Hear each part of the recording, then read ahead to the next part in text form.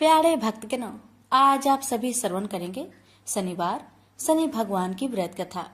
शनि भगवान का व्रत उपवास रखने से व्यक्ति के सभी मुश्किलें समाप्त हो जाती है। शनि ग्रहों में सभी क्रूर ग्रह है।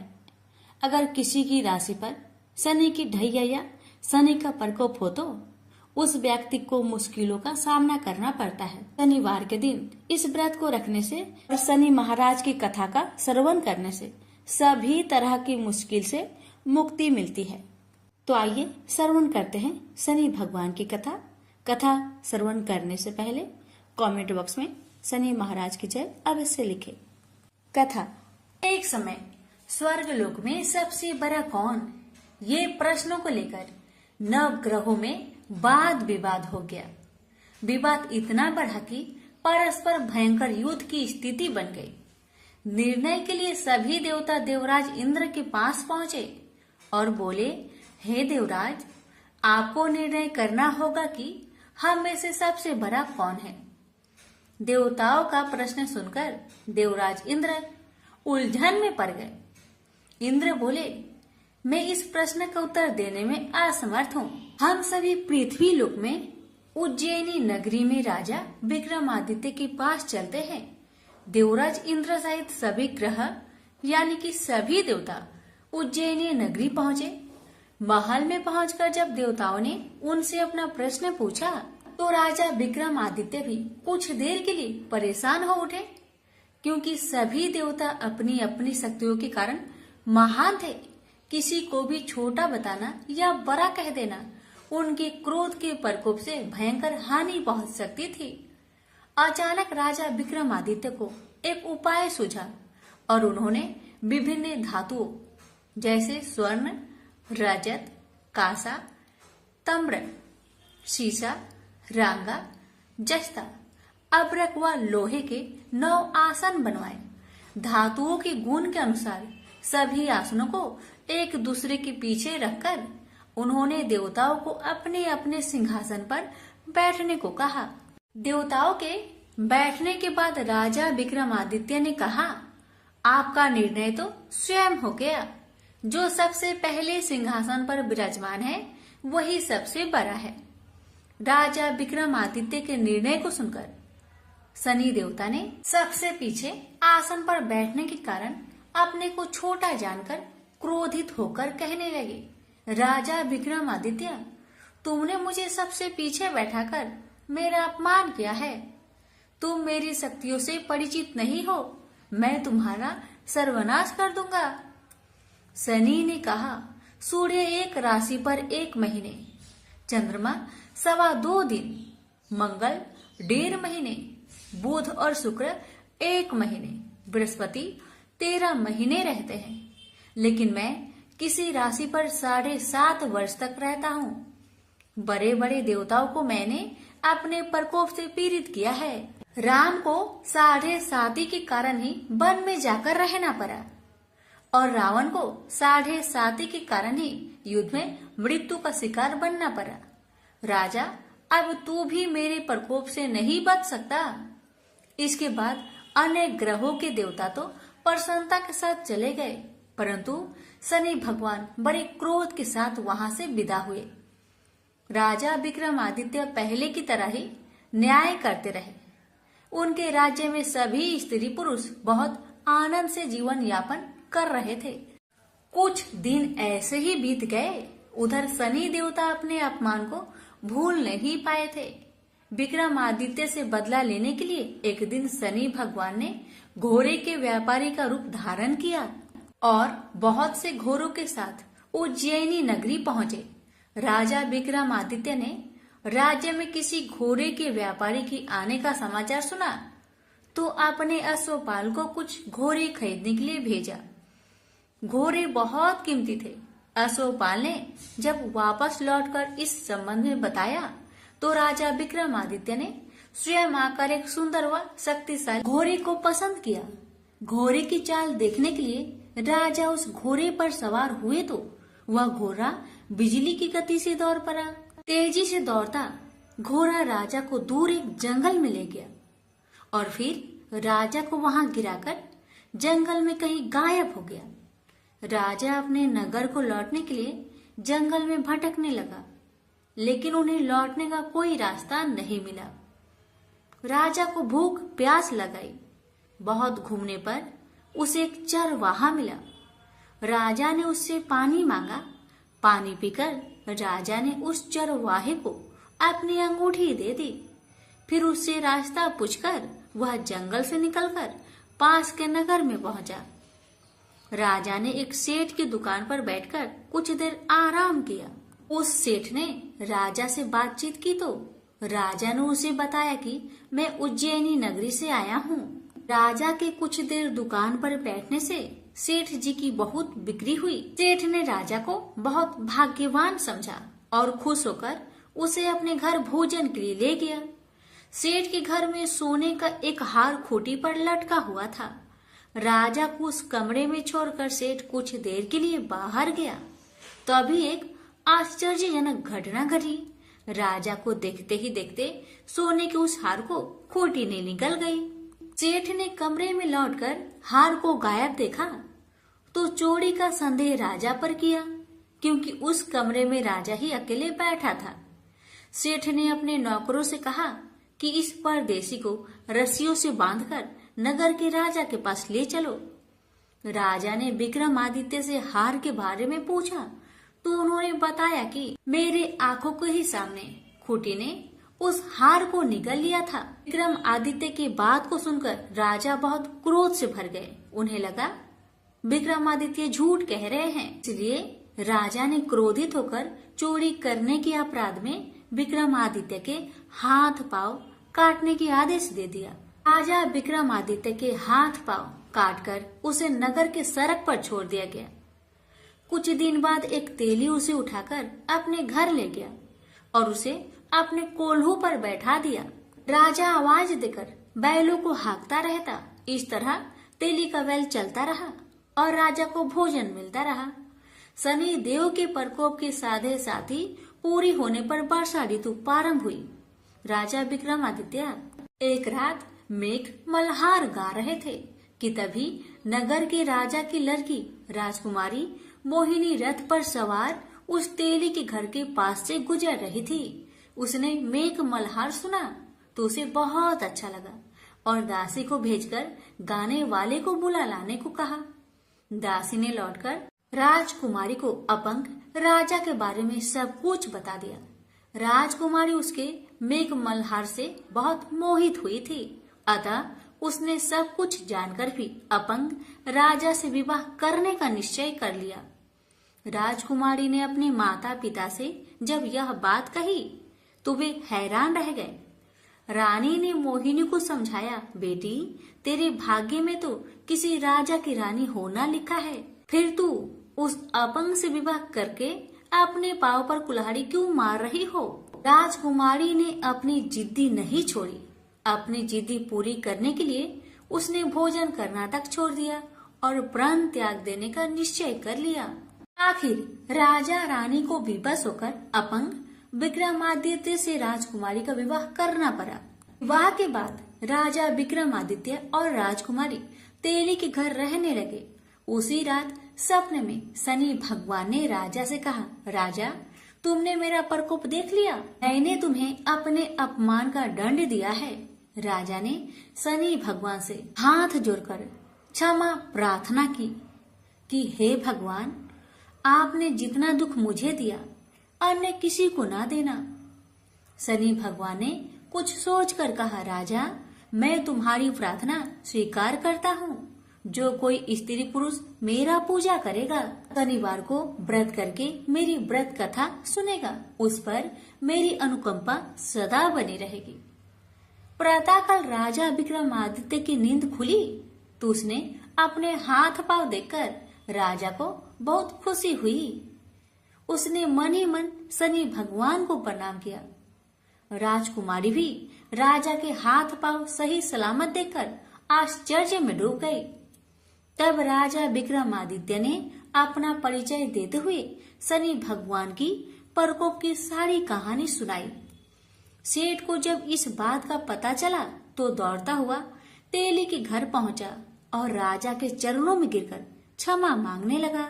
राजा ने उसे क्षमा कर दिया क्योंकि यह सब तो शनि भगवान के प्रकोप से हुआ था। सेठ राजा को अपने घर ले गया और उसे भोजन कराया। भोजन करते समय वहाँ एक अनोखी घटना घटी। सबके देखते देखते उस खुटी ने हार को उगल दिया। सेठ जी ने अपनी बेटी का विवाह भी राजा के साथ कर दिया और बहुत से स्वर्ण आभूषण, धन आदि देकर राजा को विदा किया। राजा विक्रमादित्य राजकुमारी मोहिनी और सेठ के साथ उज्जैनी पहुंचे तो नगर वासियों ने हर्ष से उनका स्वागत किया। अगले दिन राजा विक्रमादित्य ने पूरे राज्य में घोषणा कराई कि शनिदेव सब देवों से सर्वश्रेष्ठ हैं। प्रत्येक स्त्री पुरुष शनिवार का उनको व्रत करे और व्रत कथा अवश्य सुने। राजा विक्रमादित्य की घोषणा से शनिदेव बहुत प्रसन्न हुए। शनिवार का व्रत करने और व्रत कथा सुनने के कारण सभी लोगों की मनोकामनाएं शनिदेव की अनुकंपा से पूरी होने लगी। सभी लोग आनंद पूर्वक रहने लगे। प्रेम से बोली शनि महाराज की जय। हे शनि महाराज, आपकी कथा कहने वाले, सुनने वाले, हुक्कार भरने वाले सभी भक्तों की सभी मनोकामना को पूर्ण करना, सभी की कष्टों को दूर करना। प्रेम से बोलिए शनि महाराज की जय। आप श्रवण करें शनि महाराज और ब्राह्मण की कथा। बहुत समय पहले की बात है। एक ब्राह्मण और ब्राह्मणी एक गांव में रहा करते थे। ब्राह्मण हर रात अपने सपने में नीली घोड़ी पर नीले कपड़े पहने एक आदमी को देखता था और वह आदमी कहता था, हे ब्राह्मण देवता, मैं तेरे लगूंगा। ब्राह्मण घबराकर उठ जाता और अगले दिन यही सपना उसे फिर आता। यह सपना उसे रोज आने लगा। ब्राह्मण बहुत परेशान हो गया और चिंता के मारे दुबला होने लगा, सूखने लगा।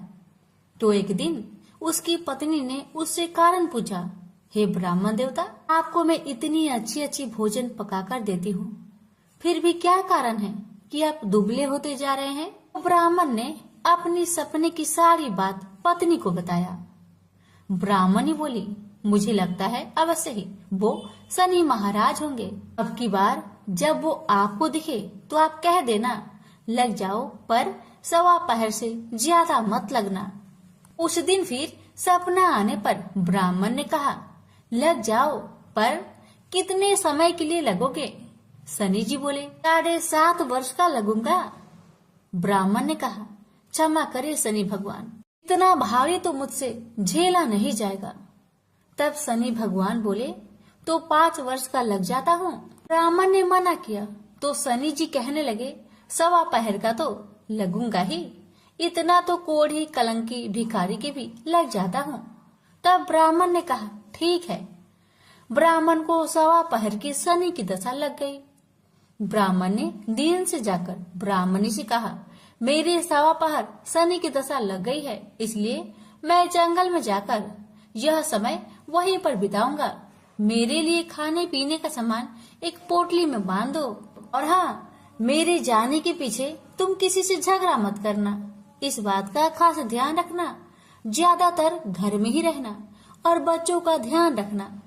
इस 1.25 पहर के समय में कोई भी गाली दे तो चुपचाप सुन लेना, बहस मत करना। यह समझाकर ब्राह्मण जंगल में चले गए। जंगल में ब्राह्मण एक पीपल के पेड़ के नीचे बैठ गए और हनुमान जी का पाठ करने लगे। 1 पहर बीत गया। ब्राह्मण ने सोचा बाकी बचा समय रास्ते में बीत जाएगी, इसलिए वहाँ से चल दिया। रास्ते में एक बाड़ी में मतीरे लगे थे। माली से एक मतीरा खरीदा, पोटली में बांधा और आगे को बढ़ा। आगे एक आदमी मिला जो असल में कोई और नहीं, भगवान शनि महाराज थे। ब्राह्मण से पूछा कि पोटली में क्या है? तब उसने कहा, मतीरा है।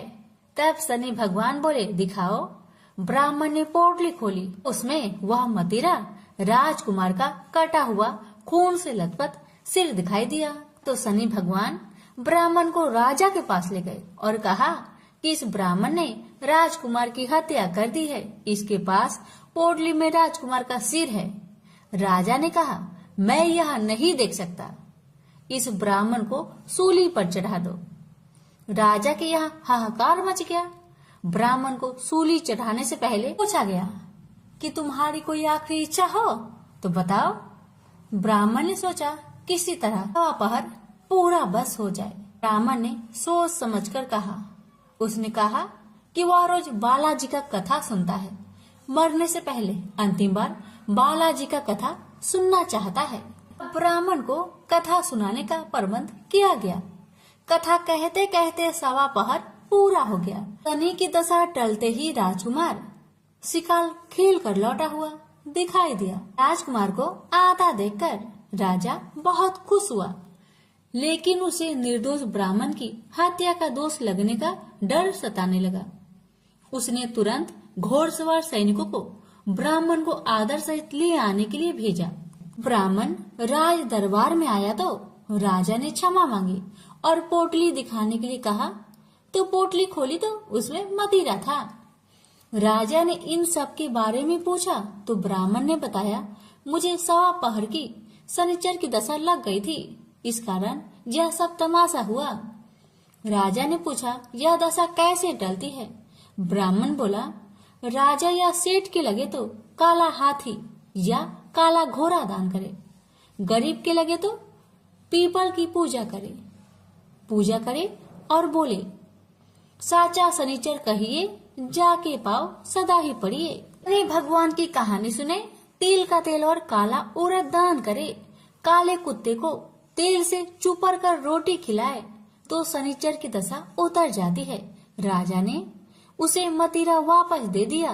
घर आकर ब्राह्मण ने मतीरा काटा तो उसमें बीज की जगह हीरे मोती निकले। ब्राह्मणी ने पूछा, यह कहाँ से लाए हैं? आप तो कह रहे थे कि शनिचर की दशा लगी है। ब्राह्मण ने कहा, जब दशा लगी थी तो यह मतीरा राजकुमार का सिर बन गया था।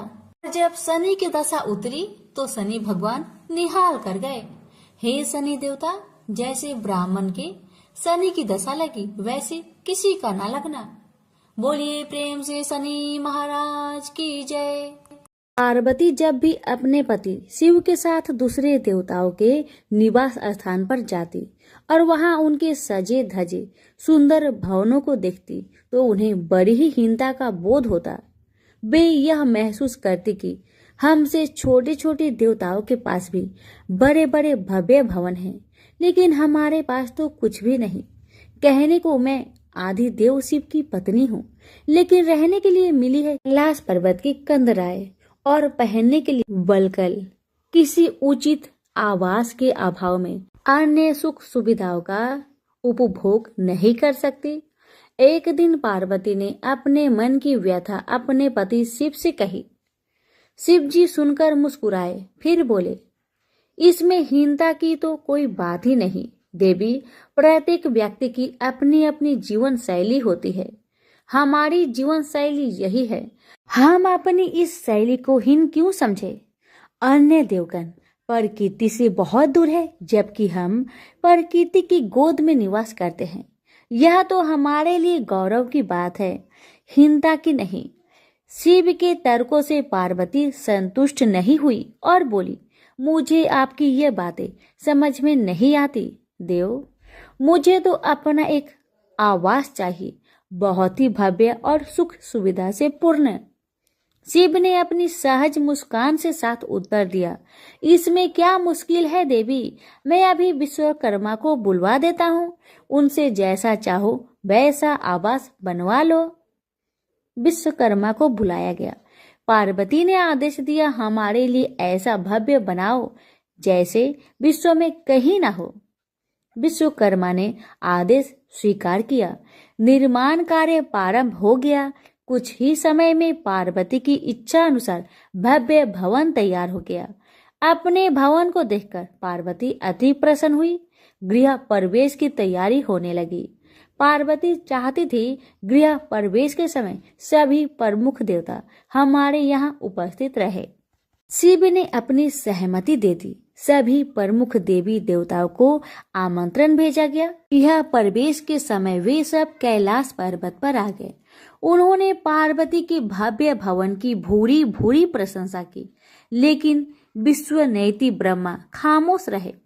जब सब देवी देवता जाने लगे तो पार्वती ने ब्रह्मा जी से पूछा, देव, क्या आपको यह आवाज पसंद नहीं आया?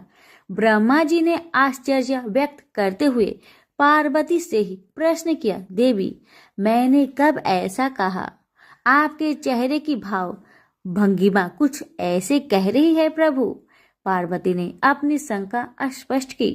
फिर ब्रह्मा जी को मौन देखकर पार्वती ने अपनी बात आगे बढ़ाई। तो आप कुछ संकोच कर रहे हैं, स्पष्ट कहिए, क्या बात है? ब्रह्मा जी ने तनिक रुककर उत्तर दिया, देवी, और तो सब ठीक है, लेकिन इस प्रसाद पर शनि की कुदृष्टि है। इतना कहकर वे वहां से चले गए।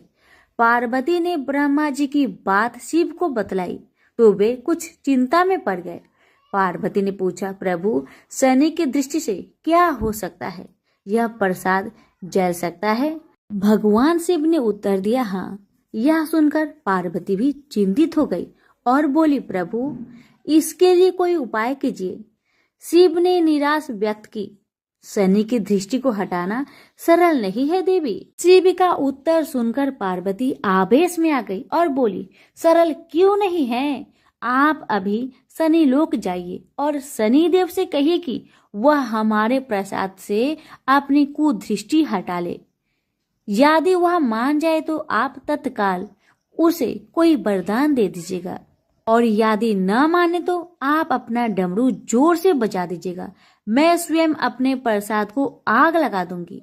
यदि प्रसाद को जलना ही है तो यह मेरे हाथों से जलेगा, शनि की कुदृष्टि से नहीं। इसके बाद मैं शनि को श्राप दूंगी। पार्वती की इच्छा अनुसार शिव शनि लोग गए।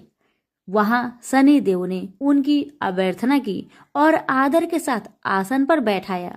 आसन ग्रहण करने के बाद शिव ने अपने आने का प्रयोजन बताया। देवी पार्वती ने जो प्रसाद बनवाया है उस पर तुम्हारी कुदृष्टि है, अतः वे चाहती है कि तुम उधर से अपनी कुदृष्टि हटा लो। शनि देव ने करवध होकर निवेदन किया, आप निश्चिंत रहे देव। माता पार्वती के प्रसाद पर कुदृष्टि डालने का मैं दुस्साहस नहीं कर सकता। शनि से आश्वासन पाकर शिव प्रसन्न हो गए। शनि, मैं तुमसे प्रसन्न हूँ, तुम जो चाहे वर मांग सकते हो, भोलेनाथ ने कहा। शनि ने विनम्र भाव से कहा, प्रभु, आपका दिया हुआ सब कुछ मेरे पास है, अब मैं और क्या मांगू? हाँ, एक इच्छा अवश्य है, वह है आपका तांडव नृत्य देखने की। बहुत दिन हो गए उसे देखे हुए, आप अपना नृत्य दिखला सके तो कृपा होगी। शनि का यह अनुरोध शिव को अच्छा लगा। उन्होंने तत्काल अपना डमरू उठा लिया और लगे नृत्य करने। भोले भंडारी ये भी भूल गए कि पार्वती ने डमरू की आवाज सुनकर अपने नवनिर्मित प्रसाद को जला देने की बात कही थी। बस डमरू बजा बजा कर नृत्य करते रहे। उधर पार्वती ने जब कैलाश पर डमरू की ध्वनि सुनी तो उन्होंने सोचा कि शनि ने अपनी कुदृष्टि हटाना अस्वीकार कर दिया है, अतः वे बहुत दुखी हुई। उन्हें लगा कि यदि मैं तत्काल अपने नवनिर्मित आवाज को आग लगा दूंगी तो वह शनि की कुदृष्टि से बच जाएगा। अतः उन्होंने स्वयं ही अपने प्रसाद में आग लगा दी। वह धू धू करके जल उठा। प्रसाद को जलता देख पार्वती का शनि पर क्रोध धीरे धीरे बढ़ने लगा। अब वे उसे श्राप देने को तैयार हो गई, लेकिन उसी समय भगवान शिव वहां पहुंच गए। उन्होंने प्रसाद को जलते देखा तो वे आश्चर्यचकित रह गए। उनकी समझ में ही नहीं आया कि यह कैसे हो गया। फिर अचानक उन्हें सब कुछ स्मरण हो गया। अपनी भूल का उन्हें एहसास हुआ। उन्होंने पार्वती को सब कुछ सुनाया। सच्चाई जानकर पार्वती को भी अपनी जल्दबाजी पर दुख हुआ। अब शनि को श्राप देने का कोई अर्थ नहीं था। प्रत्यक्ष उसका कहीं कोई अपराध नहीं था।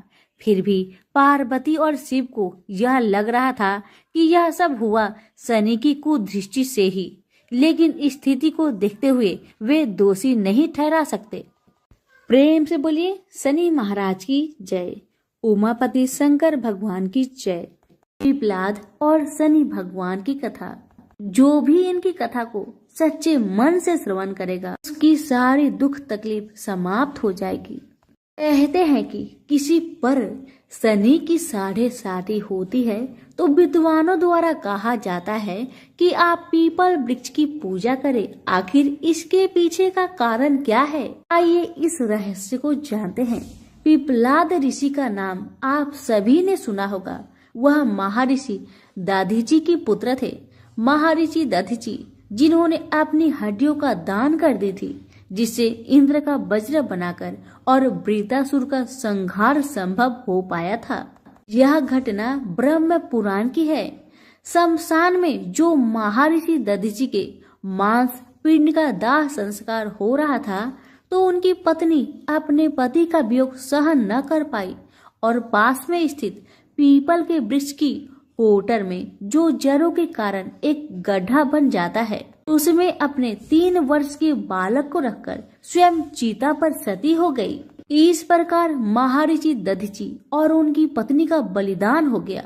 किंतु पीपल की कोटर में रखा बालक भूख प्यास से तड़पने लगा और चिल्लाने लगा।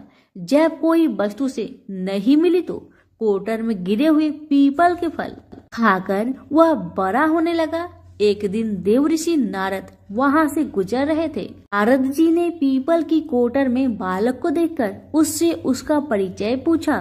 बालक ने अपना परिचय दिया और बताया कि मैं नहीं जानता कि मैं कौन हूँ। नारद ने पूछा, तुम्हारा जनक कौन है? तब बालक भी उसी तरह का उत्तर दिया कि वह नहीं जानता कि उसके जनक कौन है। तब नारद जी ने अपना ध्यान धरकर उस बच्चे के बारे में पूरी जानकारी निकाली और उसे बताया कि तुम महान दधीचि के पुत्र हो। तुम्हारे पिता की अस्थियों का वज्र बनाकर ही देवताओं ने असुरों पर विजय प्राप्त की थी। नारद ने बताया कि तुम्हारे पिता दधीचि की मृत्यु मात्र 31 वर्ष की उम्र में ही हो गई थी। बालक ने अपने पिता की अकाल मृत्यु के बारे में जानना चाहा।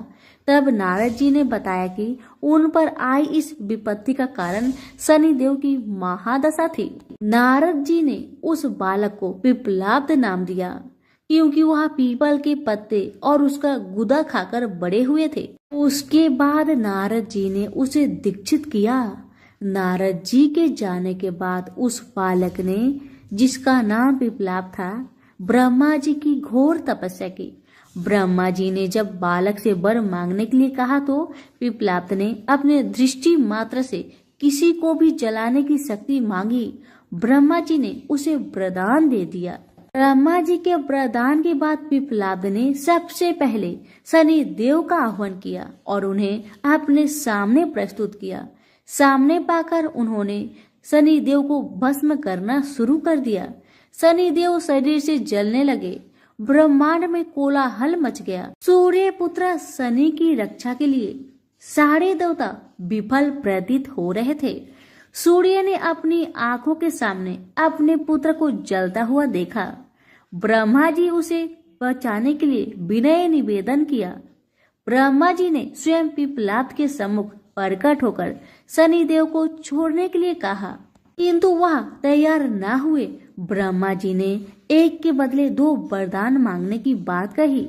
अब पिपलाद ने खुश होकर 2 वरदान मांगे। पहला, जन्म से 5 वर्ष तक किसी भी बालक की कुंडली में शनि उसको कारक नहीं होगा। जैसे मैं अनाथ हुआ, शनि के कारण कोई और अनाथ नहीं होगा। दूसरा, उन्होंने कहा मुझे अनाथ को पीपल में शरण दी थी। जो व्यक्ति सूर्य उदय से पूर्व पीपल वृक्ष पर जल चढ़ाएगा उस पर शनि की बुरी महादशा का असर नहीं होगा। ब्रह्मा जी ने तथास्तु कहकर वरदान दिया। तब पिपलाद ने चलते हुए शनि को अपने ब्रह्म दंड से उसके पैरों पर आघात करते हुए मुक्त किया, जिससे शनि देव की पैर क्षतिग्रस्त हो गए और वह पहले जैसे तेजी लायक नहीं रहे। आता तभी से शनि को शनिचराय, जिसे हम आम भाषा में शनिचर कहते हैं, कहा जाता है कि रतिया शनिचरा जो धीरे धीरे चलता है वह शनिचराय आग से जलने के कारण शनि की काया काली पड़ गई। आप अक्सर किसी भी पीपल के पेड़ के नीचे शनि की काली मूर्ति जरूर देखते होंगे। उसके पीछे यही पौराणिक कारण है। जब शनि की महादशा या साढ़े साती चलती है जो आपके लिए अच्छी नहीं है, तो ज्ञानी जनों के पास बहुत सारे उपाय होते हैं, परंतु आम जनों को करने का एक साधारण सा उपाय मैं आपको बताती हूँ, जिसका लाभ 100% मिलता है। आपको सुबह उठना है, सूर्य उदय से पूर्व नहा धोकर पीपल के वृक्ष को जल देना है, उसके साथ चक्कर लगाने हैं और 7 चक्कर लगाने के बाद इस मंत्र को हिंदी में बोलना है। आपको कहना है कि जिस तरह से आपने पिपलाद ऋषि की रक्षा की थी, ठीक उसी तरह मेरी भी रक्षा करे, और आप पाएंगे कि कुछ ही दिनों में आपकी जिंदगी में शनि के बुरे प्रभाव कम होते जा रहे हैं। प्रेम से बोलिए शनि भगवान की जय।